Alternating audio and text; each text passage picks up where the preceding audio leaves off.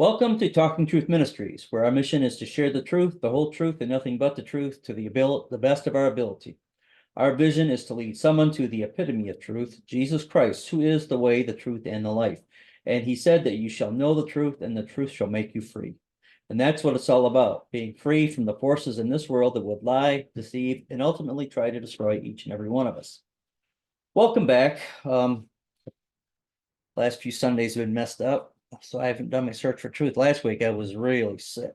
Ooh, I haven't been sick like that in a long time. Right on Christmas Eve and Christmas Day. Yeah, I didn't do a whole lot those 2 days, except lay in bed. Threw up a little bit too. Anyways, but thank God I'm feeling a lot better now. And so I'll pick up tonight where our last search for truth left off, or I had described I was talking about the major and minor prophets. And tonight we're going to go into continue on into the history of the nation of Israel. And at this point, so David, after David was king, there was King Solomon who built the Holy Temple and pretty much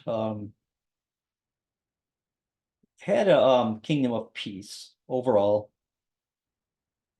He asked God for wisdom, and God asked him what he wanted, and he asked for wisdom instead of wealth or power over his enemies. So God gave him all of it.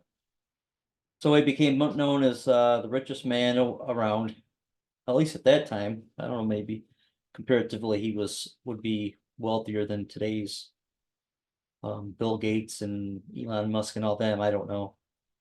But anyway, during his kingdom, he was he liked women, had a lot of wives, had a lot of concubines, had a lot of political marriages, and in the process they led him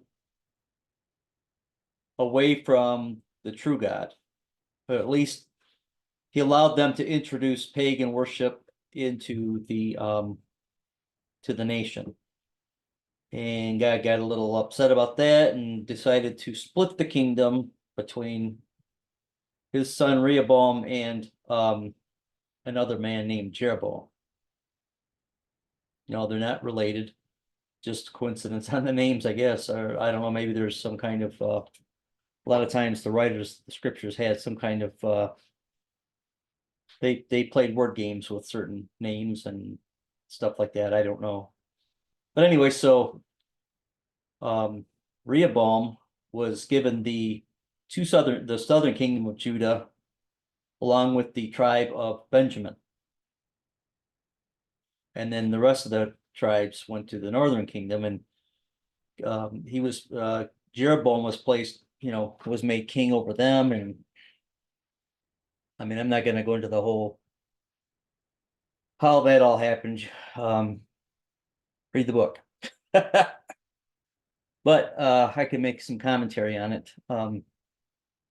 In order to so when the kingdoms were divided, Jerusalem was in the lower kingdom in Judah. Well, King Jeroboam was afraid that people would flock to the kingdom of Judah because that was their place of worship. So he instituted in the city of Samaria a pair of golden calves, and set up a place of worship there so that the people in the northern kingdom who weren't really they didn't know their scriptures as well as they should. They were easily persuaded. I don't know, maybe the king made some promises, but regardless, they were easily lured away from the worship of Yahweh into the worship of other gods, eventually to Baal worship. And so I'll talk about the northern kingdom for a few minutes, and we'll talk about the southern kingdom. Like I said, the best information is the Bible. but the northern kingdom never went back to the pure worship of Yahweh. And they had many kings that were, some were okay, some were pretty bad.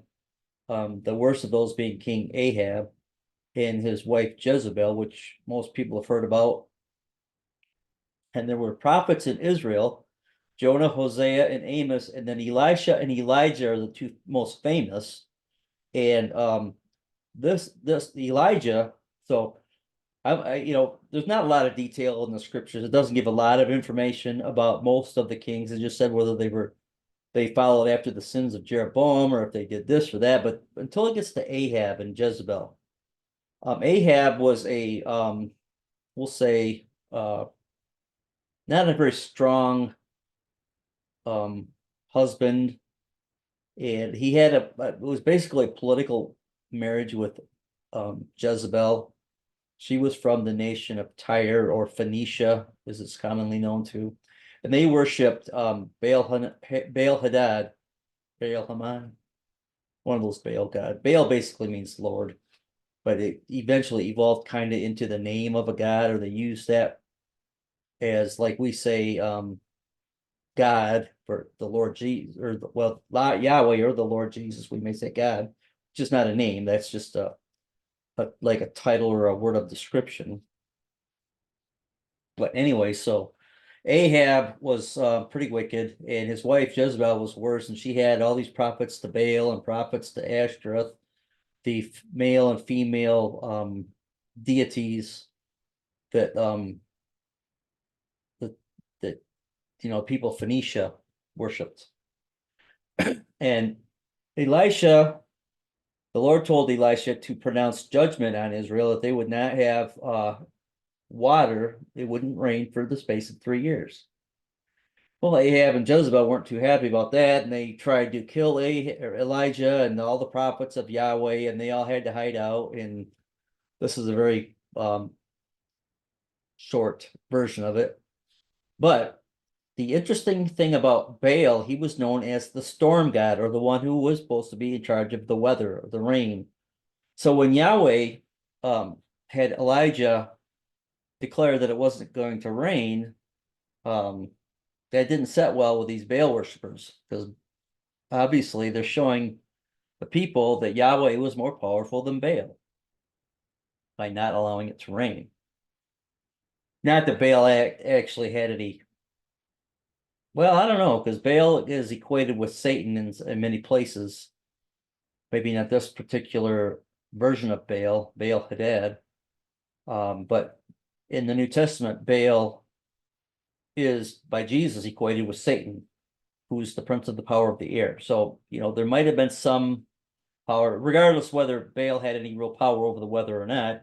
Obviously, Yahweh is way, way, way, way more powerful. So anyways, so in the passage of time, finally,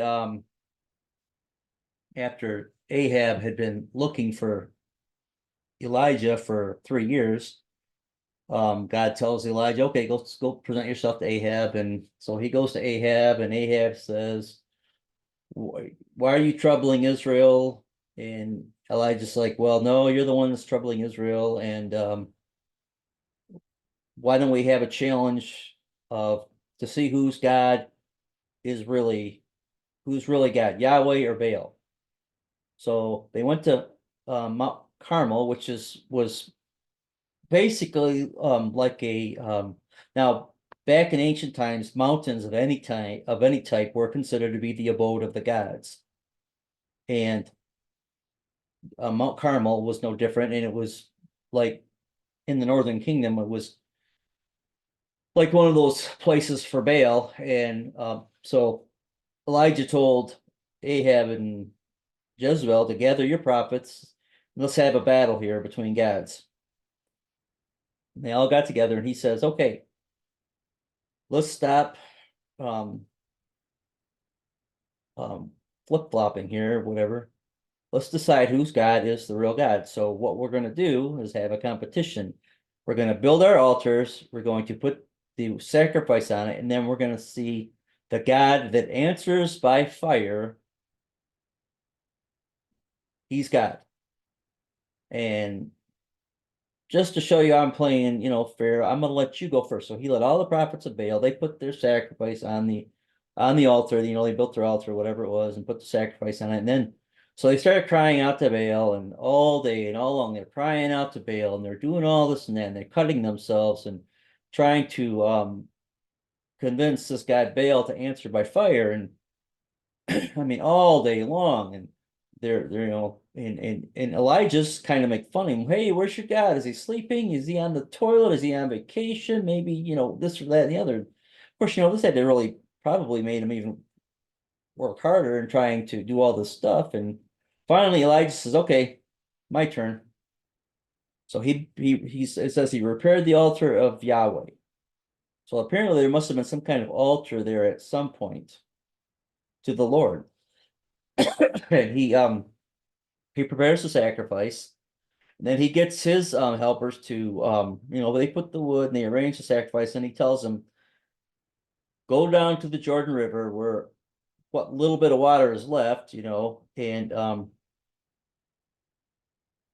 start dousing these just soak the sacrifice, the wood. And I mean there was so much water, he dug a trench around it and filled it all with water, and I mean, it was just sopping wet. You couldn't probably have put a human torch to that thing to catch anything on fire. It's so wet.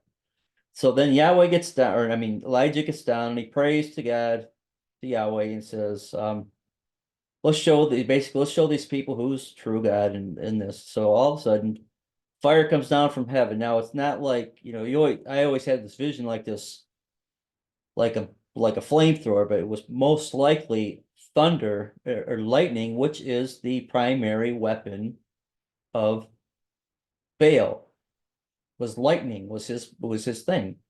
And Yahweh answered with lightning, and not only did he burn the sacrifice, all the water was gone, the sacrifice was gone, the wood was gone, and even the rocks in the altar, it was just all burnt to a crisp, and it was just gone. And that convinced the people, because they were all there too watching, and they convinced people Yahweh was God. And then they took and killed all the prophets of Baal and Asherah. Well, of course, Jezebel got pretty ticked off, but she says, you're going to die because of this. And even though Elijah had seen this great miracle, this is something that a lot of people don't realize is spiritual, real powerful spiritual events can be very taxing and can cause physical fatigue, and it can just suck the life out of you sometimes. And that's why a lot of times the whenever a pastor quits, resigns, or retire, whatever, it's usually on a Monday right after a powerful service, because they're run down and the enemy knows and attacks. And this is what happened with Elijah. Jezebel threatened him, and he got scared and ran off, and he had to go to the mountain, he ran, and then he got so tired and he didn't eat, and the angel came and fed him, and then the birds came and fed him for a while, and then the birds fed him during the drought. But anyways, he ended up in the mountain. God asked him, what you doing there? And he's like, well, I did all this stuff, and now they're trying to kill me. And he says, well, go back, and we're gonna anoint Elisha to replace you, and this and that. And anyways, but I like that story when you think about that God used Baal's own trademark weapons or whatever, his trademarks against him. What he's known for was used against him. Again, read the story. So the southern kingdom, Judah, they were more of like more of a yo-yo nation, if you will. They were serving God, and they were up and down and faithful. Well, anyway, let me go back to Israel. So after a while, God finally sent the Assyrians down and sent them into captivity about 721 BC. They were scattered. This is where the idea of the 10 lost tribes of Israel comes from. They're scattered out there somewhere. But God knows where they are. And there's ideas that they're like in India and Pakistan. There's a lot of Jewish families that are still there. Anyway, so the Southern Kingdom, again, they weren't as bad as the Northern Kingdom. At least they had the temple, they followed Yahweh, and then they would have a king that wouldn't, then they had a king that would, and different kings came along, and again, they it came to the point that eventually Jerusalem was Judah was sent into Babylonian captivity in 586 BC. During the time of the captivity, you had all these prophets that were Jeremiah and Isaiah were prophets in Judah during the time that they were in the land, and then during the captivity they had a lot of prophets that came along, and they always had a message of kind of rebuke that ended up at the end with the message of hope of restoration. Daniel and Ezekiel were primary. We had a lot of prophecies about the end times in the last days too. So now the kingdom is sent off into captivity, and then you got Haggai, which was written from about 520 BC. The book among the first book. Okay, this book first among the writings of the post-exilic prophets, or after the time in exile, consists of 4 prophecies delivered within the space of 4 months, some 15 years after the return of the first exiles to Jerusalem. Work on the second temple has begun shortly after the exiles' arrival, but had been delayed for almost 2 decades. Haggai comes forward with a series of timely and vigorous messages challenging the people to respond wholeheartedly to a noble task, rebuilding the house of God.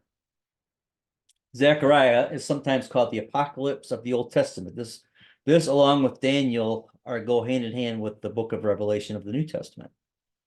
This book contains the messages of the prophet Zechariah, a contemporary of Haggai. The main division of the book are noticeably dissimilar in both style and subject matter, 1 through 8 and 9 through 14. As a fact, it has led some to assign the last division to another author. The first 8 chapters are primarily concerned with the rebuilding of the temple, although the language used is highly symbolic. Chapters 9 through 14 deal with the last things in the end time. Many messianic references are found, and the writer foresees the day of the Lord when Israel will be restored, the nation is judged, and God's kingdom triumphant. Have to bear with me. I got a sore right on the side of my lip there, and keep hitting it with my tooth. Malachi was the name of the last book of the Old Testament and of the prophet whose oracles it contains. Malachi, from Hebrew meaning my messenger, is an invaluable source concerning the Judean Jews during the Persian period. 2 themes are predominant: the sin and apostasy of Israel and the coming judgment upon the faithless, with blessings promised for those who repent.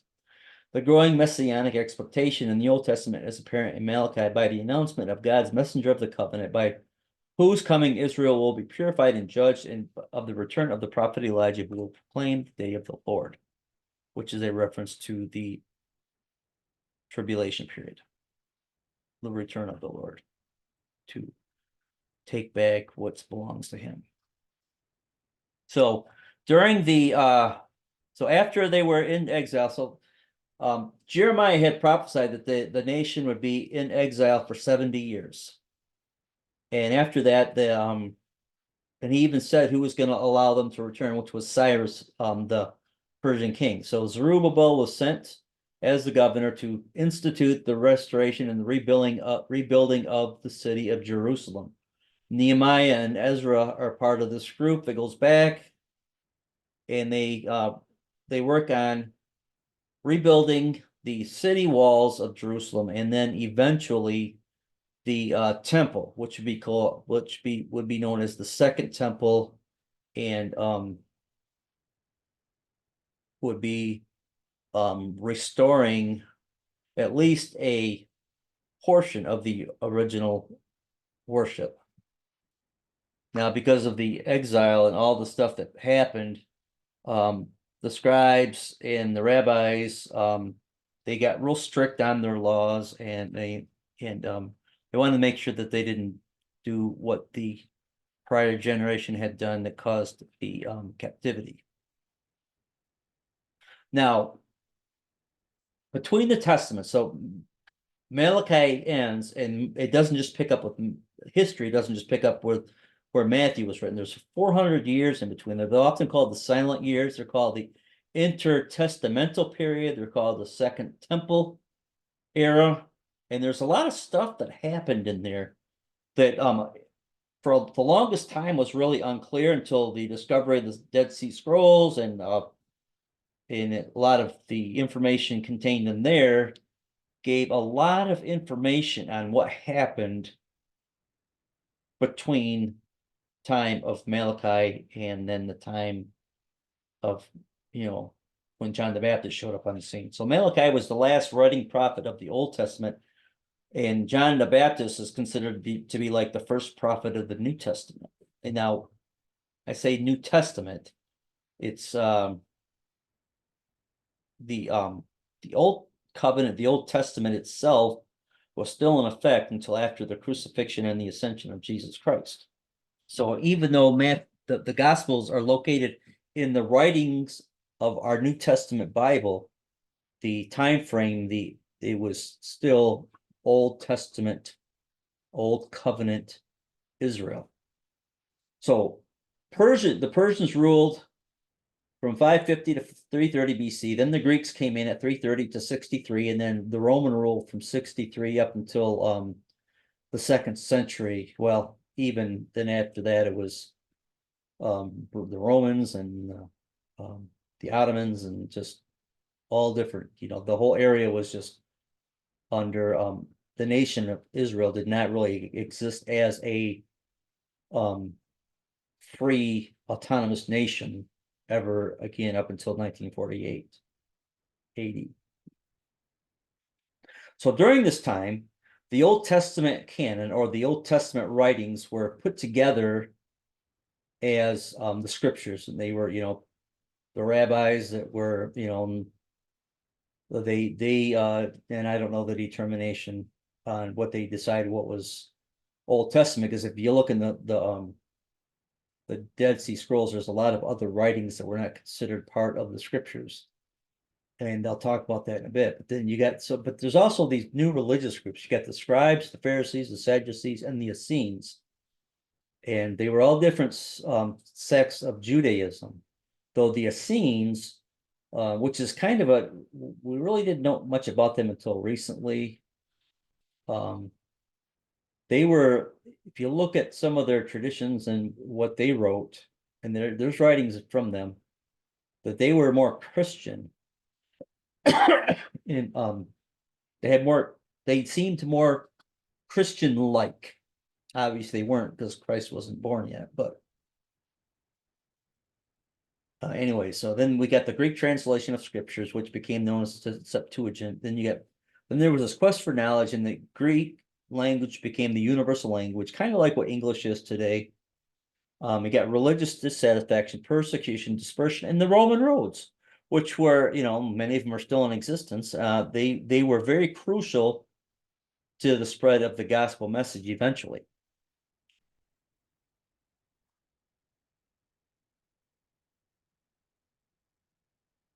So, and I'm going to end right here. We're going to talk about the dispensations of time again. We got the age of innocence, which was Adam and Eve, first man and woman, impure and innocent, enjoy fellowship with God. I'm not going to read all these. They're all there. You could, if you want to look and read them. It's very difficult for me to speak tonight. So then you got the age of conscience, and you got the age of human government, and then promise, the law, then the age of grace, which we are in now, and in one day after Jesus returns is going to be the kingdom age. And that's where I'm going to end for tonight. Again, just read through the scriptures, But thank you for watching. Please hit the subscribe if you haven't done so already. And God bless and good night.